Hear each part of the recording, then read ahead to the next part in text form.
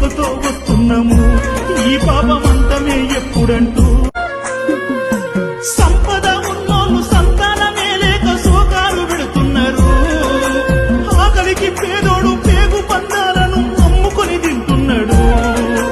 గుడిలోని తల్లిని కాలితో తన్నిన కన్నెర్ర చేయరేమి దుష్ట శిక్షణ చేసి మీరున్నారని రుజువే చూపరేమి కన్నీటితో ముద్ర నింపి కాలి నడకతో వస్తున్నాము ఈ పాపం